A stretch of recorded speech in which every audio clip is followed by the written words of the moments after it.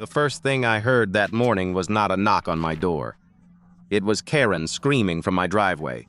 When I stepped outside, she was waving a stack of HOA notices in one hand and pointing at me with the other, accusing me of shutting down the entire neighborhood water pumping station.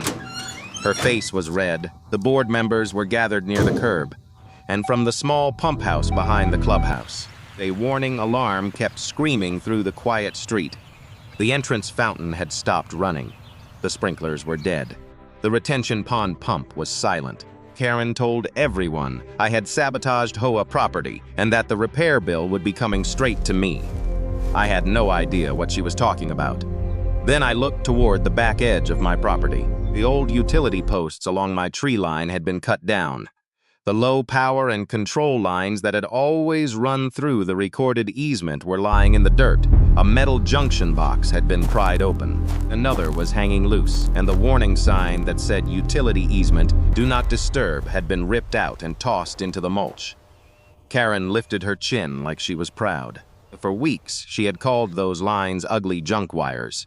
She said they made the neighborhood look cheap. She thought removing them was a beautification project. But those wires were not abandoned. They were not decorative, and they were not hers to cut. A maintenance technician stepped out of the pump house, pale and stunned. The severed line behind my property, he explained, was tied directly into the control system for the HOA's entire water pumping station. Karen's hand slowly dropped because her little cleanup project was about to become a county inspection, an insurance claim, a sheriff's report, and the beginning of the meeting that would cost her the one thing she loved most in that neighborhood: control. Before all of this happened, I was not the kind of homeowner who wanted trouble with an HOA. I paid my dues on time, kept my lawn trimmed, brought my trash cans in before sunset, and did everything I could to stay invisible. I did not run for the board. I did not argue at meetings. I did not send angry neighborhood emails. I just wanted to live quietly in the house I had worked almost 15 years to afford. My home sat at the far end of the subdivision, where the street curved around a small retention pond and backed up against a narrow line of pine trees. It was not the biggest house in the neighborhood, but to me, it felt like the first place in my life that was fully mine. I had bought it after my divorce, after a long stretch of renting, saving, rebuilding my credit, and telling myself that one day I would have a front porch where nobody could tell me I did not belong. The best part of the property was the back strip of land behind my yard. It was narrow, shaded, and easy to overlook. But it gave the whole house a feeling of privacy. In the evenings, I would sit on the patio with coffee and listen to the pump house humming faintly near the clubhouse. Most people probably never noticed that sound. I did, because when I bought the house, I read every document in the closing packet like my future depended on it. That was how I knew about the easement. Along the back edge of my property were a few old utility posts, low control lines, 2 locked metal junction boxes, and a faded warning sign telling people not to disturb the area. They were not pretty. I never pretended they were, but they were part of a recorded utility easement that had existed since the subdivision was built. The land underneath them was mine, but the HOA had limited access rights to maintain the equipment connected to the water pumping station. That difference mattered. An easement did not mean the HOA owned my land. It did not mean any board member could walk behind my fence whenever they felt like it. It did not mean Karen could treat my backyard like a community storage closet. It meant there was a specific legal purpose for that strip of land, and that purpose had to be respected by everyone, including me, including the HOA, and especially including anyone who thought a clipboard gave them more authority than a recorded deed. Karen never understood that, or maybe she understood it and simply did not care. She was the chair of the architectural committee, and she acted like that title made her the mayor, the inspector, the judge, and the sheriff of the entire subdivision. She had a reputation for measuring mailbox heights, photographing weeds, reporting basketball hoops, and leaving violation notices on doors before most people had even finished breakfast. Some neighbors laughed it off. Others were scared of her. I mostly tried to avoid her for years. That worked. I smiled at meetings, nodded when she talked about curb appeal, and stayed out of her way. But after the HOA renovated the clubhouse and started trying to make the entrance look more upscale, Karen became obsessed with anything she considered ugly. She wanted matching fence stains, identical mulch colors, approved porch lights, and a cleaner view from the walking path near the retention pond. That walking path ran close to the back of my property, and from that path, if someone looked through the trees at the right angle, they could see the old utility posts and low wires behind my yard. That was when Karen started calling them an eyesore. At first, I thought it was just another one of her complaints that would disappear once she found a new target. But she kept bringing it up, first in committee notes, then in neighborhood emails, then in little comments made loud enough for other people to hear. She made it sound like I was personally choosing to decorate my property with abandoned junk, as if those wires were broken lawn chairs or old Christmas lights I refused to remove. If you have ever lived under an HOA where someone uses words like community standards and neighborhood beauty to pressure people into giving up their rights, then you probably already know the feeling. It starts small. One email, one warning, one uncomfortable conversation. Then suddenly, someone else is standing on your property line, acting like your deed is just a suggestion. I should have pushed back harder at the beginning. I should have sent the survey, the deed page, and the easement language to the entire board the first time Karen mentioned those wires. Instead, I tried to be reasonable. I assumed that once I explained what they were, she would back off. That was my mistake, because Karen did not see a utility easement.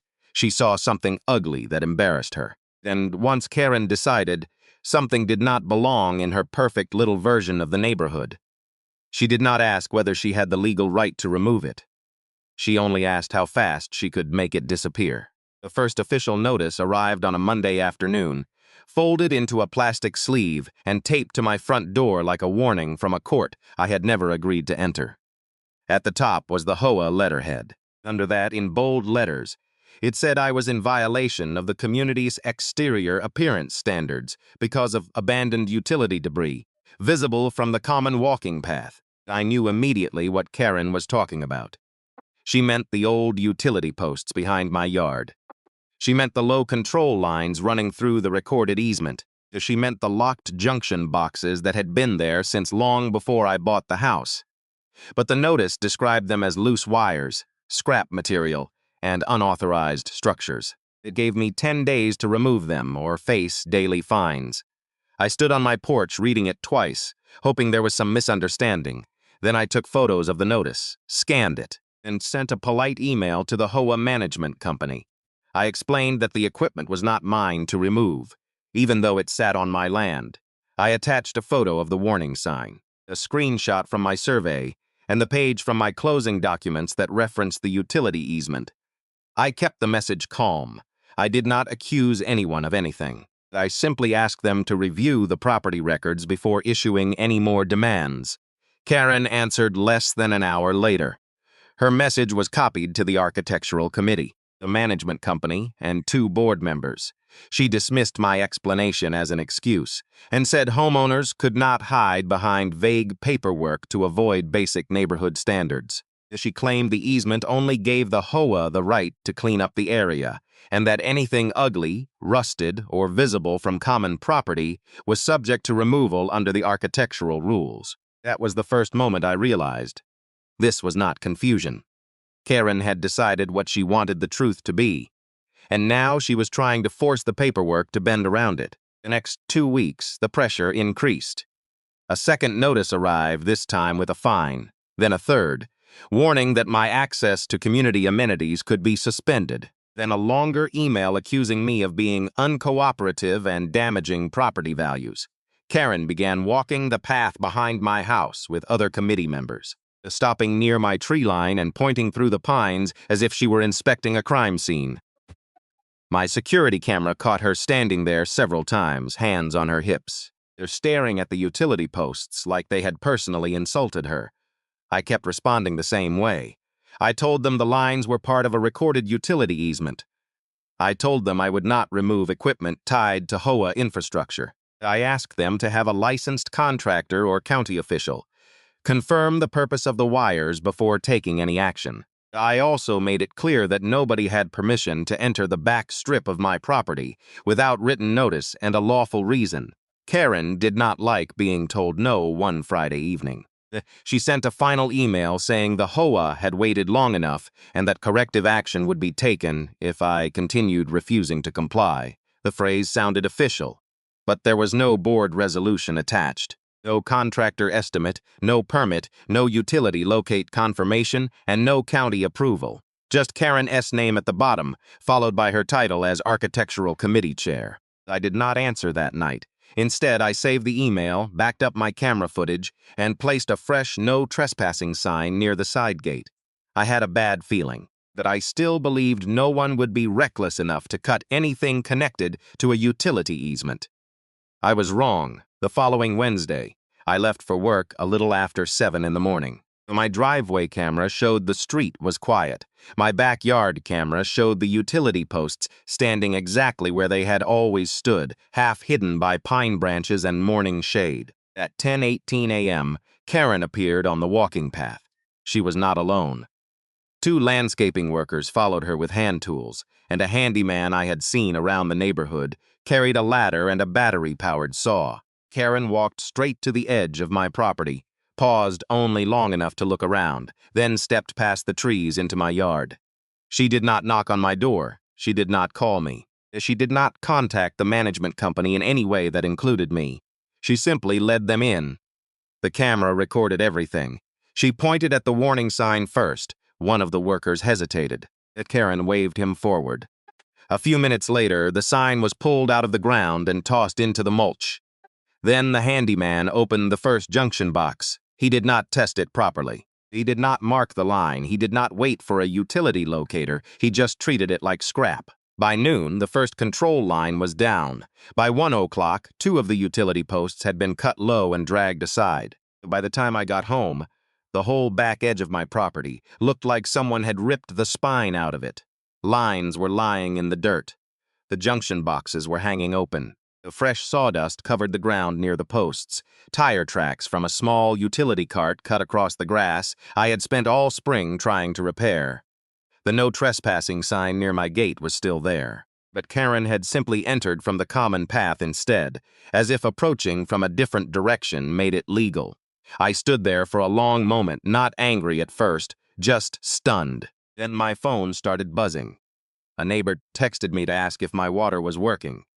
Another asked if I knew why the sprinklers at the entrance had stopped. Then someone from the HOA sent a community alert, saying the pumping station had suffered an unexpected control failure, and residents might notice interruptions in irrigation and common area water systems.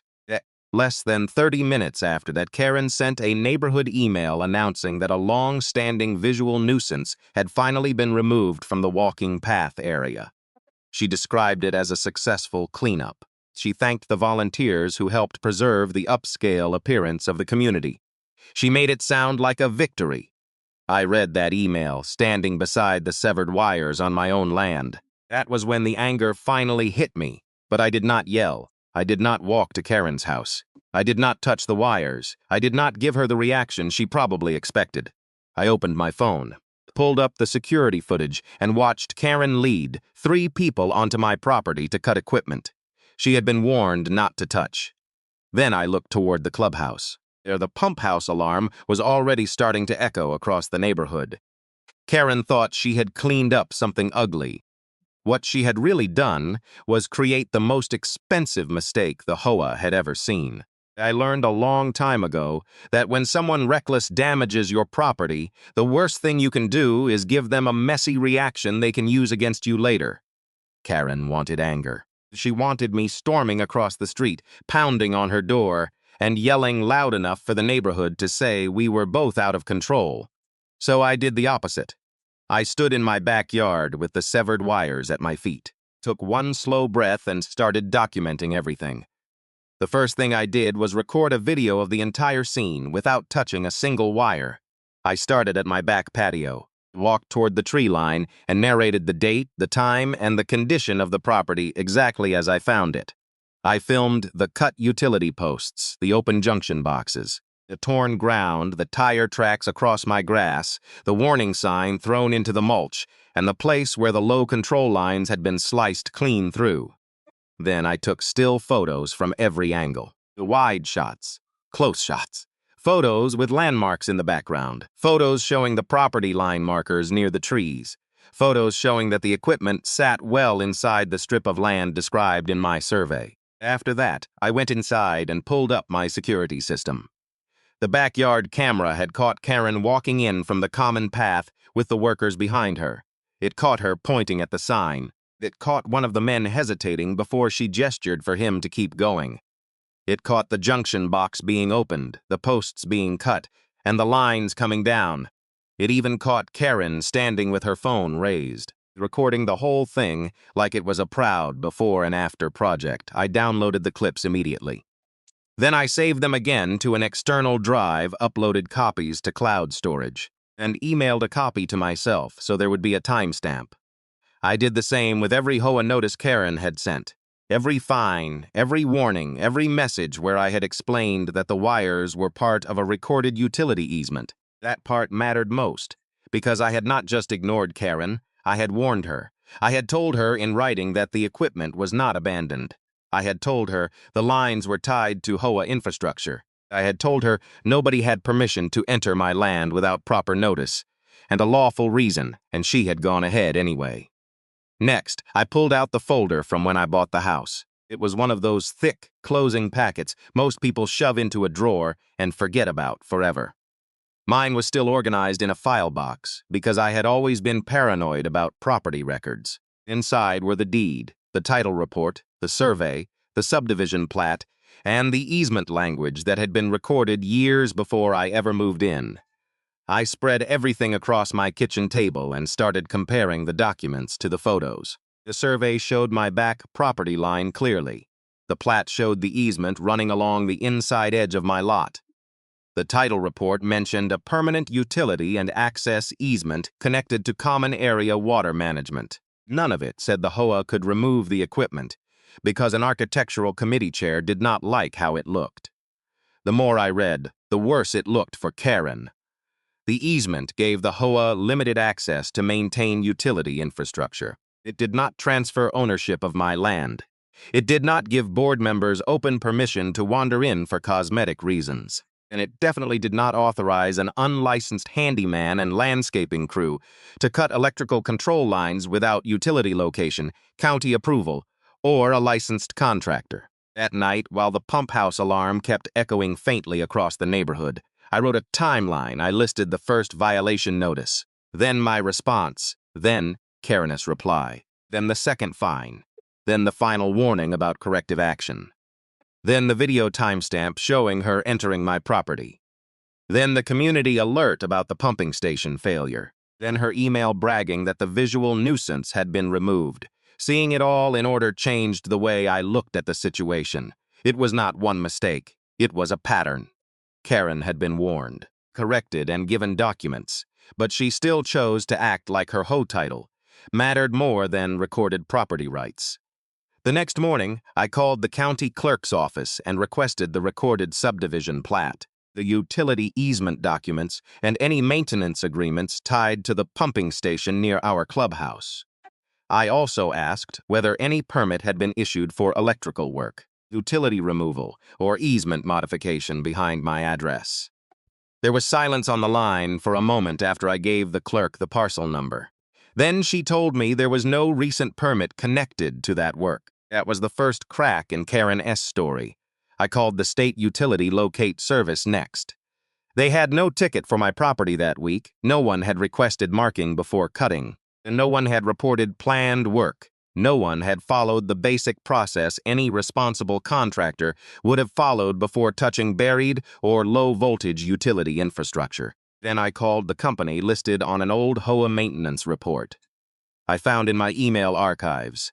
They had serviced the water pumping station 6 months earlier, when I described the severed line behind my property. The technician did not sound confused. He knew exactly which line I meant. He said that run carried control power and signal wiring tied to the pump station's automated system. I asked him whether those lines were abandoned. He said they were active as of the last maintenance inspection. That was the second crack. Finally, I contacted a real estate attorney. I sent him the deed, the survey, the plat, the HOA notices, Karen's emails, the camera footage, and my timeline. I expected him to tell me it was a neighborhood dispute and that I should let insurance handle it. Instead, he called me back and said the same thing 3 different ways. Karen had walked into a legal problem much bigger than an HOA fine. There was possible trespass because she entered private property after being warned not to. There was property damage because the equipment and land had been disturbed. There was negligence because she ordered utility-related work without proper verification. There was potential liability to the HOA because her actions shut down common infrastructure. And if the board had not formally approved what she did, Karen might have exposed herself personally as well. For the first time since I saw those wires lying in the dirt, I felt my anger settle into something colder and more useful evidence. By the end of that day, I had a folder with camera footage, county records, easement documents, permit confirmations, utility information, photos, emails, notices, and a written legal summary. Karen still thought this was about ugly wires and neighborhood appearance, that I was no longer arguing about taste. I was building a record that showed exactly who entered my land, exactly what they cut, exactly what they had been warned about, and exactly why the entire HOA water pumping station went dark right after Karen decided she knew better than the deed, the county, and the law.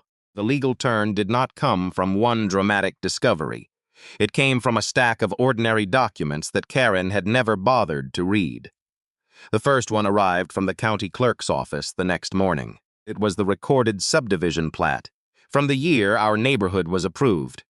I had seen a smaller copy before, but this version was clearer, stamped, indexed, and tied directly to the county records. Across the back edge of my lot in thin black lines was the strip Karen had treated like an eyesore. Next to it was the phrase that changed everything: permanent utility and access easement. Not temporary, not optional, not cosmetic.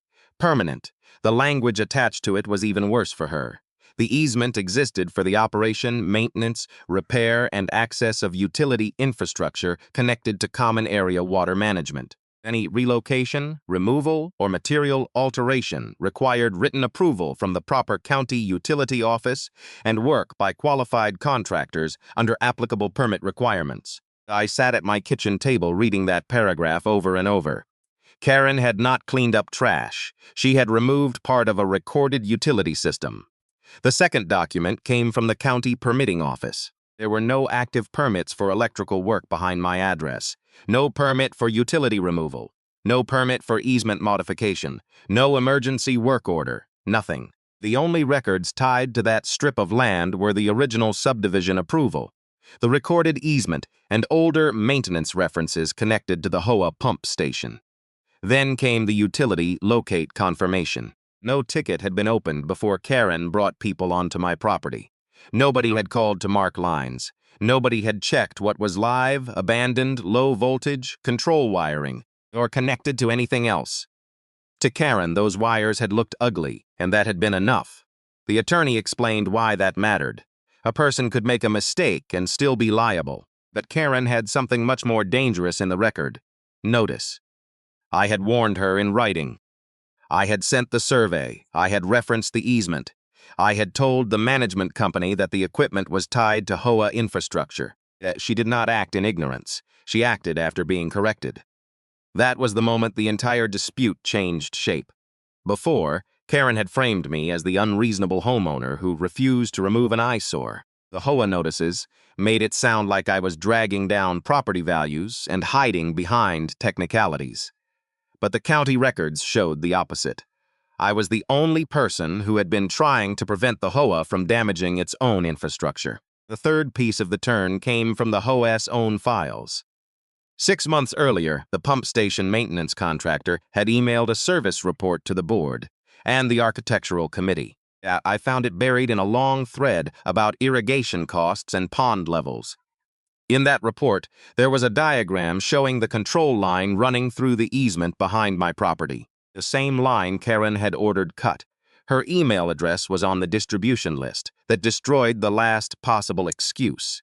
She could not claim the wires were mysterious. She could not claim nobody had ever identified them. She could not claim she believed they were abandoned. The HOA's own maintenance report had described the line as active, functional, and tied to the automated controls for the pumping station. Then I reviewed the meeting minutes. There was no vote authorizing removal, no board approval, no recorded motion, no discussion of utility work, no insurance review, no legal opinion, no contractor proposal. Karen had used the appearance of HOA authority without the actual approval required to act for the HOA. My attorney called that distinction critical. If the board had formally authorized the work, the HOA would still have a major liability problem. But because Karen appeared to have acted on her own, the HOA now had a second problem: whether she had exceeded her authority while using her title to pressure workers into entering private property. That meant the board could not simply hide behind the word HOA and pretend everyone had agreed. The camera footage made the situation almost impossible for her to explain away. It showed her entering from the common walking path instead of my gate, which proved she knew she was not approaching, like a normal contractor, with permission. It showed the workers hesitating at the warning sign.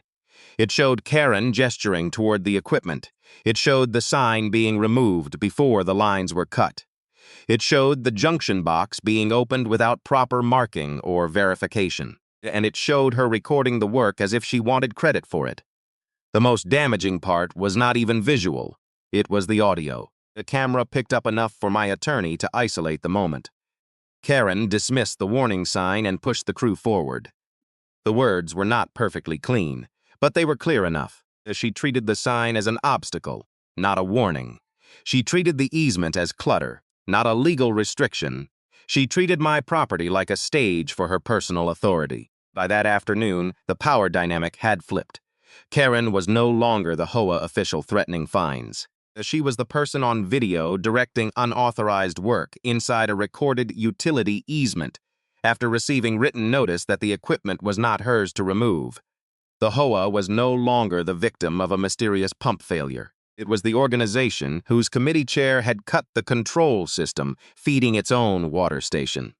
My attorney drafted a demand letter that laid out the timeline in cold. A simple order.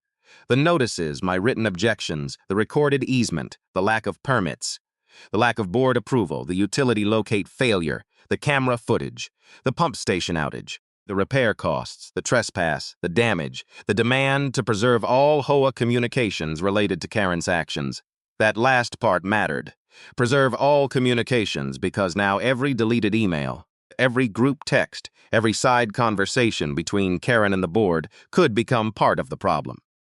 The attorney also copied the HOA's management company and insurance carrier, which meant Karen could no longer keep the dispute inside the neighborhood gossip machine. For the first time, she was not dealing with a homeowner she could intimidate.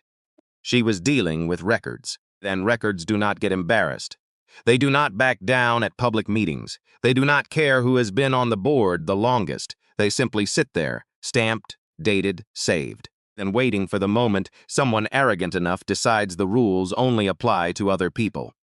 Karen had spent weeks telling everyone those wires were ugly. The county records proved they were legal. The maintenance report proved they were active. The camera proved she cut them. And the dead pump station proved exactly what that mistake had cost. The county inspector arrived 2 days after my attorney sent the demand letter, and the entire mood of the neighborhood changed the moment his truck parked near the walking path. Until then, Karen had tried to keep acting, like this was an HOA appearance dispute. She kept telling people the situation was being exaggerated. She said the pump station failure was unfortunate timing. She said old wires were dangerous anyway.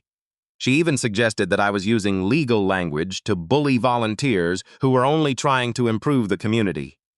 But the inspector did not care about Karen's reputation. He did not care how long she had been on the architectural committee. He did not care who thought the wires were ugly. He cared about the recorded plat, the easement language, the missing permits, and the severed control line lying across my property. He walked the back strip of land slowly, comparing the county map to the physical markers near the pine trees. He photographed the cut posts, the open junction boxes, the torn-out warning sign, and the tire marks across my grass. Then he stood near the damaged line and confirmed what I already knew. This was not abandoned debris. This was utility infrastructure inside a permanent easement, and it had been altered without county approval. Karen tried to interrupt several times, but the more she talked, the worse it got. She kept describing the wires as an eyesore. The inspector kept bringing the conversation back to authorization. She mentioned curb appeal. He asked for the permit. She mentioned HOA standards. He asked for the work order. She mentioned community complaints. He asked who called utility locate before cutting. Nobody had an answer. The sheriff's deputy arrived shortly after that because my attorney had advised me to document the trespass separately from the utility damage. The deputy reviewed the footage on my tablet, right there in the yard. He watched Karen step off the common path and onto my property. He watched the workers follow her. He watched the warning sign get removed. He watched the line come down. Karen's face changed when she realized the video had audio. She stopped speaking over everyone and started looking at the HOA president like someone else was supposed to rescue her.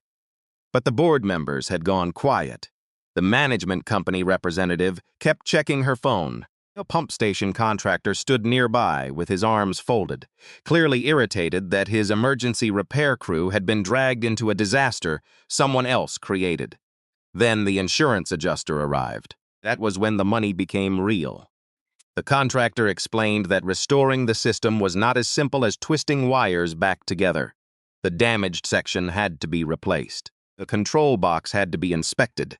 The automated pump controls had to be tested, and the entire line had to be verified before the station could safely return to normal operation. Because the work had been done improperly, everything now had to be treated as a failure point. The adjuster asked who authorized the cutting. No one answered at first. Then my attorney handed over the printed timeline. The emails, the violation notices, the county records, and still images from the security footage. Karen's name appeared again and again. Karen sent the notices. Karen rejected the easement explanation. Karen warned that corrective action would be taken. Karen entered the property. Karen directed the workers. Karen announced the cleanup afterward. There was no way to blame a misunderstanding anymore by the time the emergency HOA meeting was called. That evening, word had already spread through the subdivision. The clubhouse was packed. People who never attended meetings showed up because the sprinklers were still down. The pond-level system was offline, and everyone had heard rumors that the repair bill could affect the budget. Karen sat at the front table with her arms crossed, but she looked smaller than usual. My attorney did not raise his voice. He did not need to. He simply laid out the documents in order: the deed, the plat, the permanent utility easement, my written warnings, the lack of permits, the lack of board approval, the missing utility locate ticket, the camera footage, the contractor S statement, the county inspector S preliminary finding. Every time he moved to the next page, the room got quieter. The HOA president tried to call it an unfortunate maintenance misunderstanding, but residents were not buying it. One man asked why a committee chair had authority to enter private land. The woman near the back asked why the board ignored my written warning. Another homeowner wanted to know whether HOA dues would be used to pay for Karen's mistake. That question hit the room like a hammer. For years, Karen had used meetings to shame other people over weeds, fences, lights, trash cans. Now she was the one sitting under bright fluorescent lights while neighbors demanded answers. And this time she could not fix it with attitude. The county had records, the sheriff had a report, the attorney had evidence. The insurance carrier had questions. The contractor had invoices. And the entire HOA had finally seen the difference between enforcing rules and abusing power. The final outcome was not loud. It was not dramatic in the way Karen would have made it if the situation had been reversed. It came in documents, invoices, meeting minutes, resignation notices, and one very uncomfortable letter from the HOA's insurance carrier. The first thing the board did was cancel every violation and fine Karen had issued against me over the so-called ugly wires. They sent a formal written apology, though it was careful and lawyer-approved, full of phrases like procedural failure and unauthorized corrective action. Still, it admitted the most important thing. The equipment behind my property was part of a recorded utility easement, and I had been right to refuse removal. Then came the repair bill. The HOA had to pay for emergency electrical work, replacement control wiring, new junction boxes, pump station testing, county inspection fees, and restoration of the damaged strip of my yard. The final cost was just over $38,000, and that did not include attorney fees or the insurance deductible. The landscapers lost their HOA contract. The handyman received a warning from the licensing board for performing work outside his authority. And Karen, who had spent years acting like the neighborhood belonged to her, was removed from the architectural committee before the next monthly meeting. A week later, she resigned from the HOA board. Nobody clapped when it was announced. Nobody needed to. The silence in that room said more than applause ever could.